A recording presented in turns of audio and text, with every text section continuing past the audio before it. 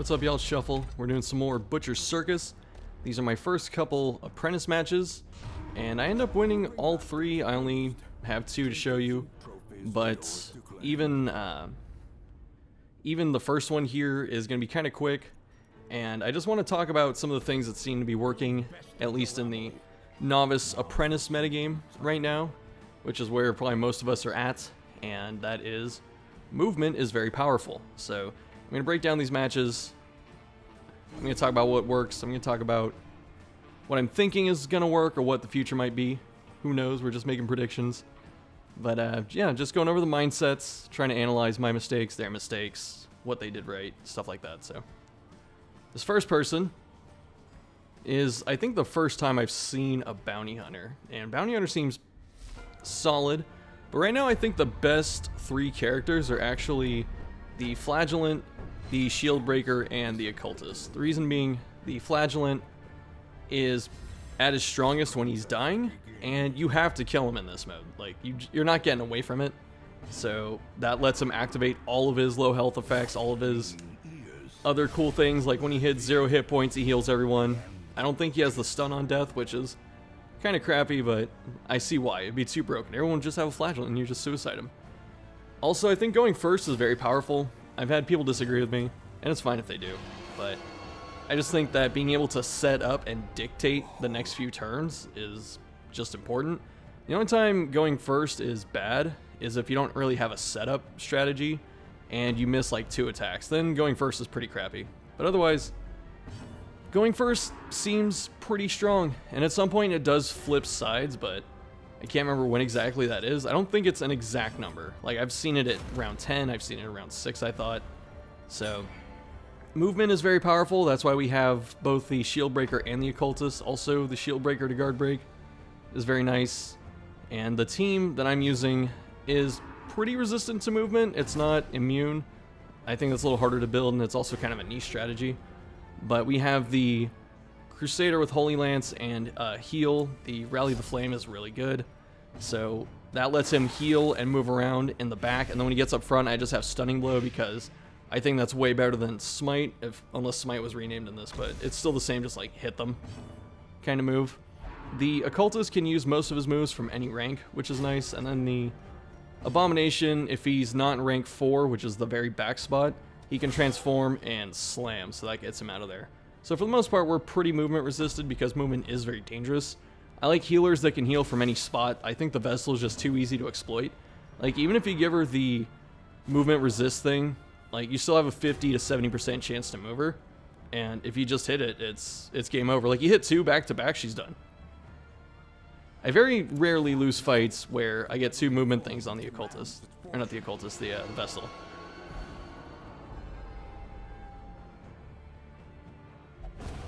So, you see how strong movement is right here. And one thing I was trying to do, since his Flagellant was in rank 2 instead of rank 1, by pulling someone in front of him, it didn't matter who I pulled. It's just shoving him to the back, or to rank 3 means he can only use like Endure or Reclaim if he had those, or Redeem, but he wasn't low health. It was the start of the match, so very quick surrender there. I would have pieced out as well, because like, you're already too far behind at that point, because anytime your Plague Doctor moves back, you're just gonna get pulled again, especially if you have no resist. This next one is actually a pretty long match. I think it's about 20 minutes.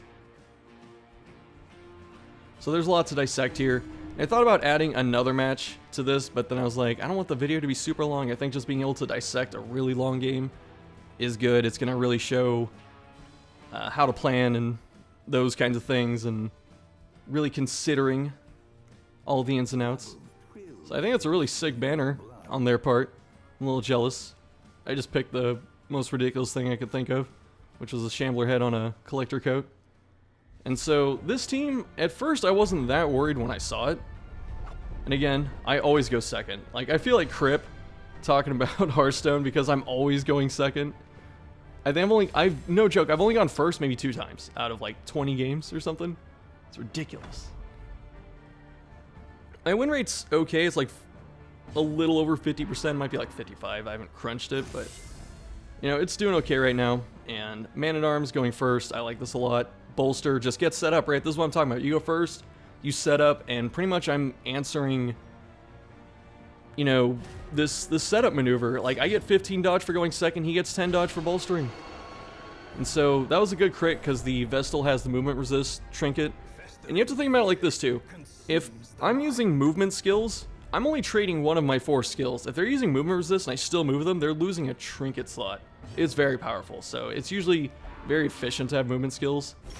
And Flagellant just doing Flagellant things. Flagellant can do a lot of stress and a lot of damage. He's just a really good character in this. So we're just getting all of our damage in with the shield breaker here. Since the Vestal hasn't gone, I don't want him stunning me. I want the Vestal to be pressured to use Divine Comfort to keep everyone topped off. Yeah, they still stun me, but the big thing in the mode is to try and disrupt the other person as best you can. So the stun from them was really good there because I was thinking about using my Abomination, because if I use my Abomination, I would have stunned their Vestal. But I was worried the Vestal would resist and then stun my shield breaker, and I didn't want that. Everyone expects you to try and dumpster their healer or their supports, so I think getting an early Holy Lance on the Highwayman here, just to put pressure. Like, everyone's used to their healing and support getting targeted, but I want to pressure the DPS to make them a little afraid. I don't want them just duelist advancing up there for free. Even if he riposts me, I want to be able to put him to death's door. And here we go again with the Flagellant, which is doing some pretty solid on-hit damage. And my Abomination, who's only been hit a couple times, is very low already. But Absolution is very powerful, so that's awesome. Got lucky on the second movement. I think that was a 50-50 right there. And the guard break is very important. It would have been nicer if the Man-at-Arms went first, or if I let the Man-at-Arms go, and then he guarded her, and then I guard broke him, because that would have been a wasted turn, but this is still good, because he used Bolster. He doesn't really have anything else besides Riposte, and then move. I thought this was actually kind of smart, because it does take a lot of foresight to understand what your option is. Like, moving back and just sitting there and, like, spamming Bellow or whatever is pretty low tempo. And they went for it, so that was actually really smart. I was going, oh, okay, so it's like that. But the damage is primarily coming out of Highwayman. I know that Flagellant's doing some solid damage, but he's doing a lot of stress and the bleeds aren't going to kill me. Like, they'll put me to death's door, but I'm not going to bleed out. This isn't like vanilla Darkest Dungeon. So I'm okay sitting at death's door while bleeding. I want to stop the Highwayman. I don't want him grape-shotting me from there and just getting really efficient death's door chips.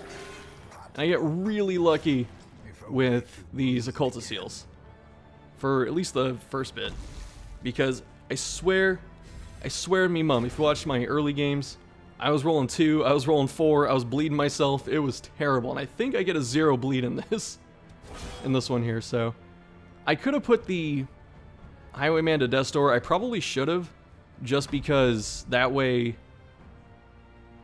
he would have had the death's door penalty, so he would have been a little weaker. But by hitting the Vestal there, I'm really pressuring her to use Divine Comfort. Like, that's what I wanted to. I wanted to take her turn doing that, because it's not, like, it gets some value here, but I don't, like, I want him healing the Flagellant, and I don't care if he heals the Man-at-Arms right now. So at this point, I saw that. That's what I was looking for.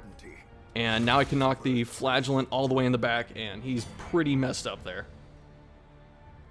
Movement, again, being very powerful, as we can see here. But then also, this sets up Rake for the next turn, as you're going to see, because they're already pretty low health, and they got horror and stuff. So being able to use Rake repeatedly is very nice. And I like to take my Abomination turn early there, because that way I don't have to worry about the death's door and the missing and stuff like that. So we go for, I think I'm looking to see if I want to use the Daemon's Pull or not, and I decide not to. I think I just go for another heal, because it's like, the only other thing I could use here is Weakening Curse. I get very lucky with another crit.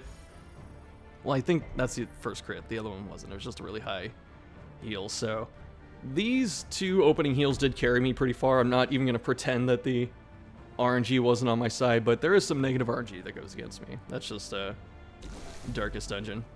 And it makes it kind of difficult to take this mode really seriously, just because, you know, if someone just gets lucky, you just get blown out pretty much. It's just in the game to be random and have variance. So here I'm trying to block the healing on the Highwayman here. I was hoping to potentially knock him to Death's Door. It's kind of unfortunate that I didn't, but again, I'm going to force the Vestal here to use Divine Comfort instead of stunning me. Although having her not move would have been good. And so right there, I didn't want to hit the Flagellant, even though he's bleeding and stuff, because I don't want to set off his low health effects any sooner. He's going to get them, but I don't want him to heal everyone by going to 0 hit points. So I want to keep him above 0 right now. And again, pressuring the Vestal is the name here. So he has to Divine Comfort because he doesn't want to risk me killing the Vestal, even though it's a very low chance. And this pushes the Flagellant further out of his low hit point stuff. And then I get to Rake. My Rake is going to out damage Divine Comfort every time. So this is kind of a mini checkmate situation because he has to move at this point. Because if I just sit there and just rip off Rakes every turn, I'm going to shred through him at some point. Like, he's not going to be able to get through it, so. Then we have the defend here because he can't defend Highwayman. This makes my Shield Breaker turn pretty easy because I also get to pull her back up to the front and I get to set off Death's Door. I didn't get her up front, but I do have her guard broken. I did lower her death blow resist because of that, so things are looking nice. And now I still have 2 turns. That was a really lucky crit, but, you know, I got lucky with my heals, so can't really complain. Open Vein hitting very hard. Like, Flagellant has some... Not Flagellant. Highwayman has some very good direct damage. Let's see what we do here. Okay, so I think...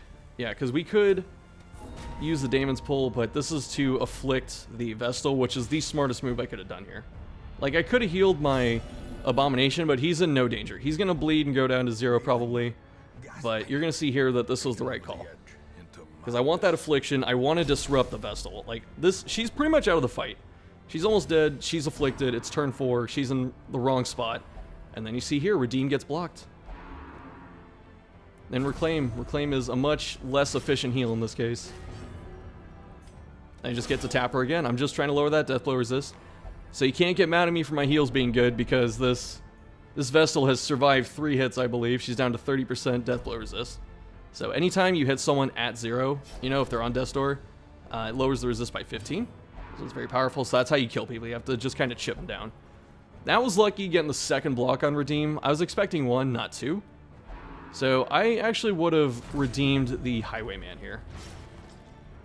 But he's also going to go to his low health and set off, what is it, his low health effect. But now I just get to Rake. Right? And then the Highwayman's almost dead again. So, like, this match is pretty much over, but it does get stretched out a little bit. And I'm definitely not out of the woods. The Abomination has to survive 1 Death's Door here. I think Point Blank Shot has increased chance to kill, but he doesn't have it, which I was so surprised. So we survive 1, which is very lucky. But then after that, it's like, I got 2 healers, I got stuns. You can't attack with your other 2 heroes, like, you can't do anything here. So we stun him, just leave him there. At this point, I don't want a Daemon's Pull because I don't want to get rid of the Vestal Corpse. I want that there's a roadblock to block the other 2, so we're going to leave it as long as possible. I'm also going to stop hitting Rake. The Abomination's pretty much done his job. He's put out a lot of damage and pressure. You know, he got the horror off from transforming. And if he dies at this point, it's going to kind of suck, but I have such a upper hand that the only way I'm really going to lose is if the Flagellant pretty much just goes off and hits a couple really good Exsanguinates or something. So we go for another heal. We're pretty lucky there again.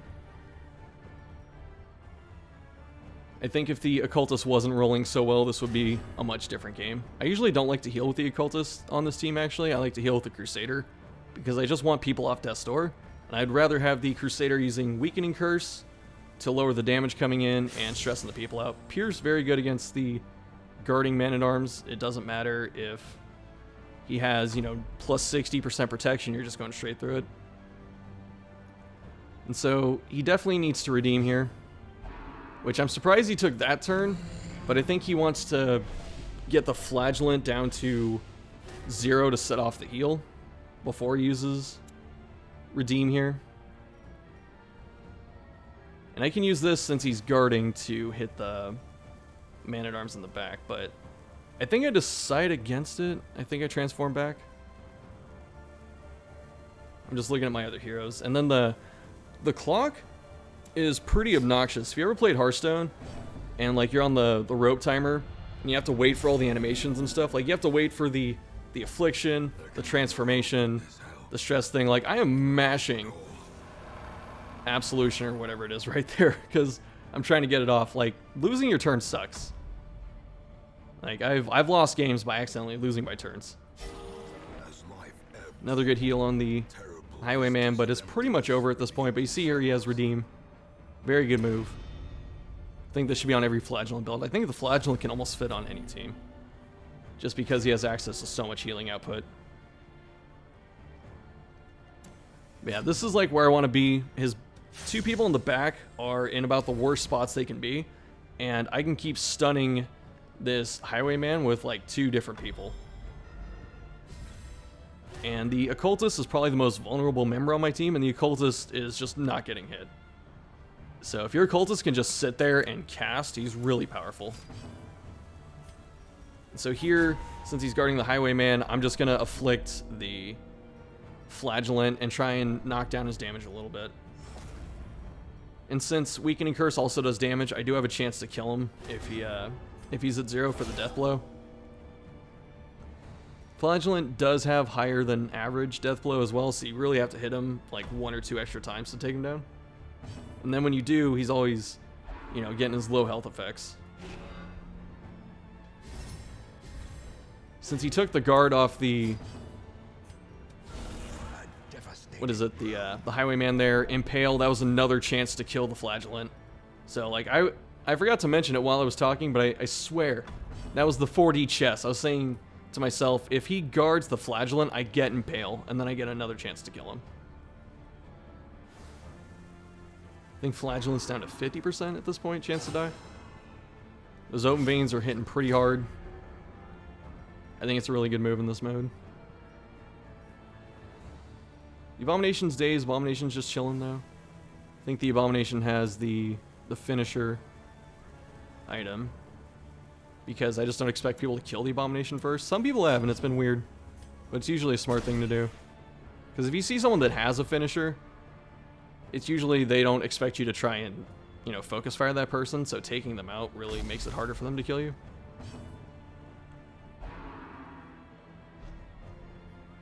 So the Flagellant had to move up there. I'm surprised he didn't move up to the very front. And at this point, I don't care about the corpse anymore, because the corpse has done its job. I do want to leave it there, actually, because I don't think the Man-at-Arms can riposte from rank 4. So once he moves past it, that's when I don't care. Like, the thing with this situation, once the Man-at-Arms moves past the corpse, I can pull the Man-at-Arms with Daemon's Pull, and then put the Flagellant back in rank 3. I think we get that. So him going first was really good. But he's had to use Redeem and stuff, so his healing received is very low, so I'm really not worried about his low health moves. Once the Flagellant uses one, you can usually start focus firing him, because even if he keeps, you know, setting them off back to back, he's going to get so little value out of them that you're starting to drain them. I didn't even have to use the Bulwark of Faith. Very surprising. So here we're just trying to afflict everyone. So I think next we're going to try and afflict the Flagellants. It's kind of unfortunate that this is like how the game should be played. Maybe not this exact strategy, but, you know, stressing people out, screwing up their RNG, none of it is very fun to be on the receiving end of, so definitely take breaks when you're playing this. Yeah, so far,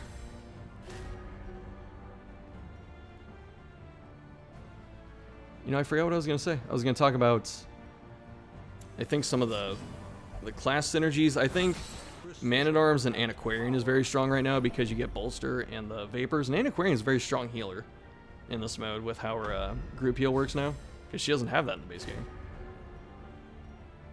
But yeah, we're just kind of, we're sitting pretty. Oh, that's what I was going to talk about, stress. So with stress, I think that is the way to basically can open, you know, be a can opener or tank buster in this. is, you know, you can't do enough flat damage to them to kill them. Their resists are probably going to be really high, but if you can just start stressing them out, you're going to eat through their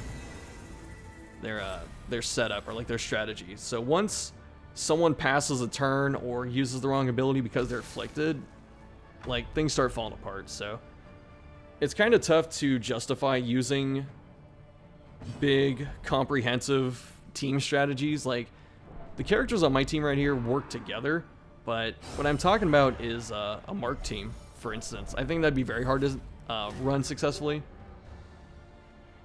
And I need to mute right there.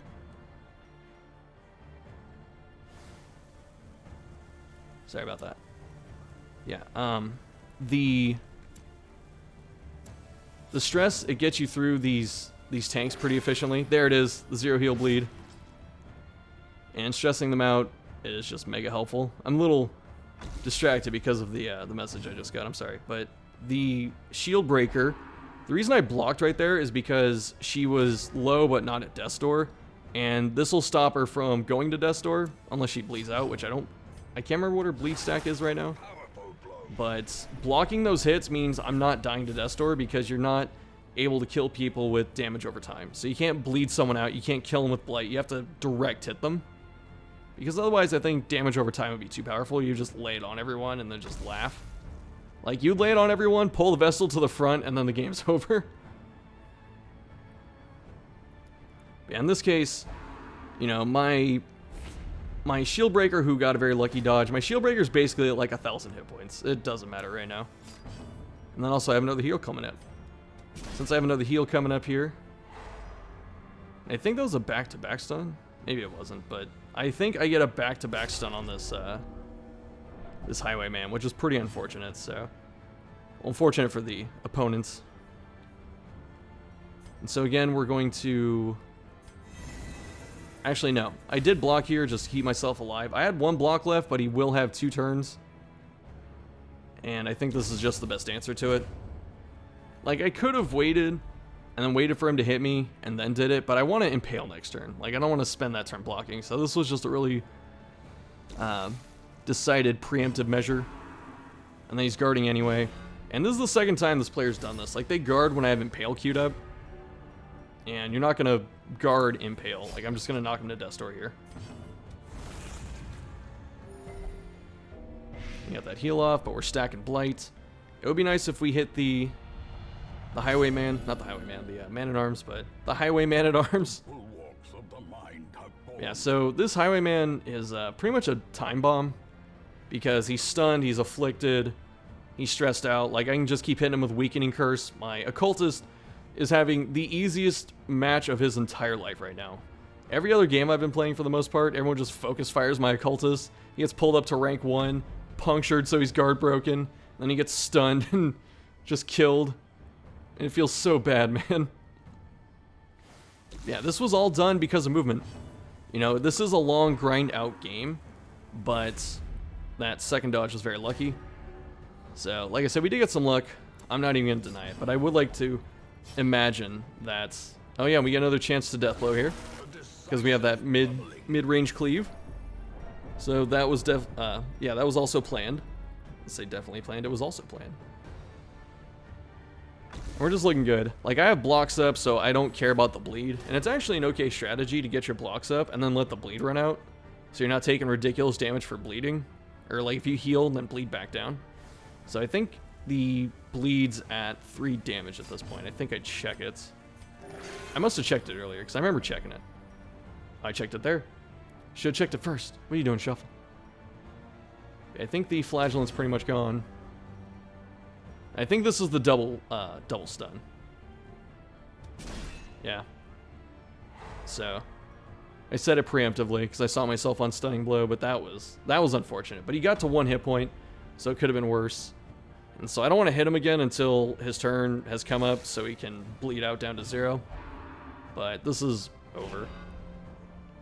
That guard was pretty suspect, because, like, I think he already had guard, and I have pierce, so why does he need the protection?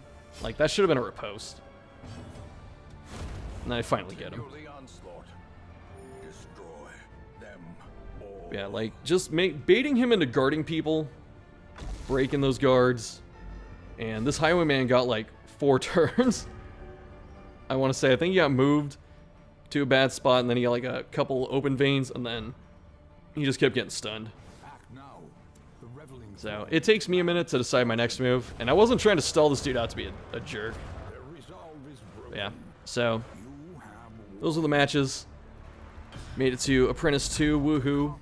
And it's fun so far. I'm going to keep playing it. Hopefully the servers continue stabilizing. And in the future, I'll move into strategies and stuff when I feel pretty confident about what's good and what works.